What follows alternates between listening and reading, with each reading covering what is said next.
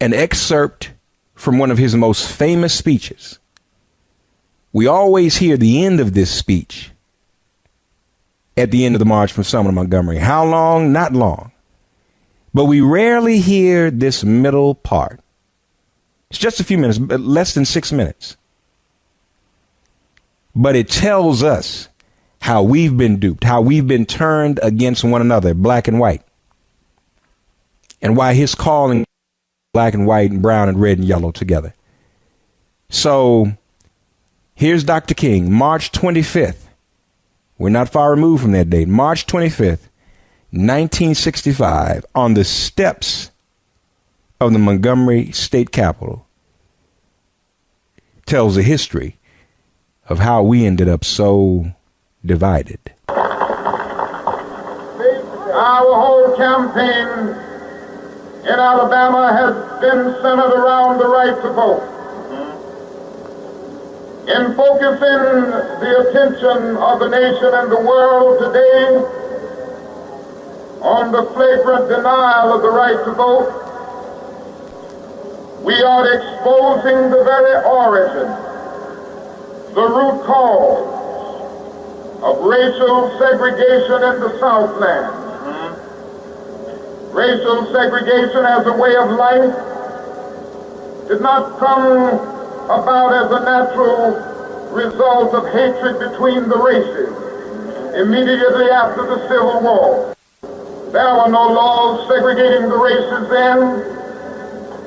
As the noted historian C. Van Woodard, in his book, The Strange Career of Jim Crow, clearly points out, the segregation of the races was really a political stratagem employed by the emerging urban interests in the South to keep the Southern masses divided and Southern labor the cheapest in the land.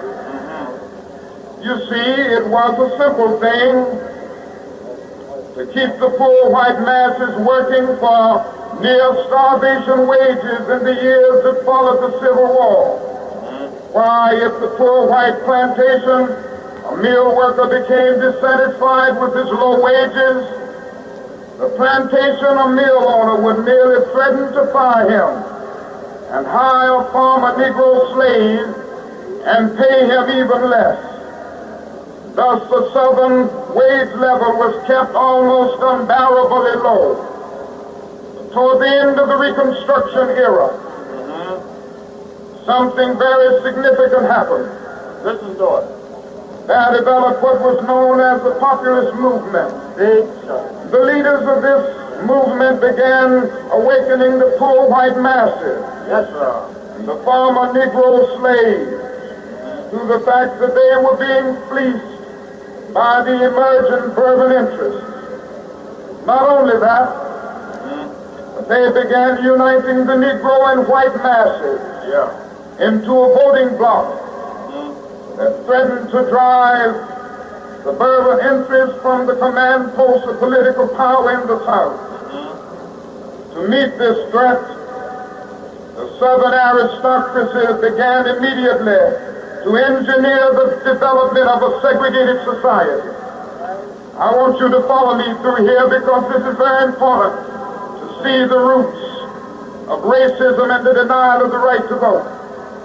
Through their control of mass media, they revived the doctrine of white supremacy. They saturated the thinking of the poor white masses with it, thus clouding their minds to the real issues involved in the populist movement. They then directed the placement on the books of the South of laws that made it a crime for Negroes and whites to come together as equals at any level.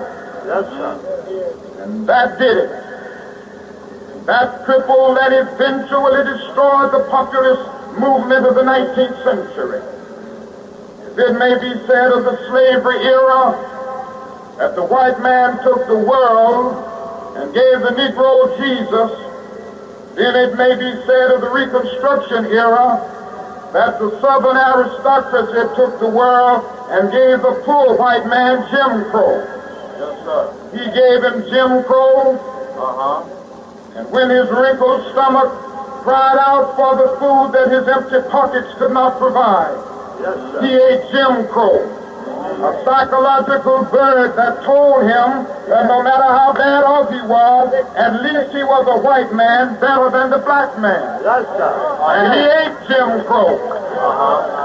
And when his undernourished children cried out for the necessities that his low wages could not provide, he showed them the Jim Crow signs on the buses and in the stores, on the streets and in the public buildings. Yes, sir. And his children, too, learned to feed upon Jim Crow, that last outpost of psychological oblivion. Yes, sir. Thus the threat of the free exercise of the ballot by the Negro and white masses alike resulted in the establishment of a segregated society. They segregated Southern money from the poor whites. They segregated Southern mores from the rich whites. Yes, sir. They segregated Southern churches from Christianity. Yes, sir. They segregated Southern minds from honest thinking. Yes, sir. And they segregated the Negro from everything. Yes, That's what happened. The Negro and white masses of the South threatened to unite and build a great society.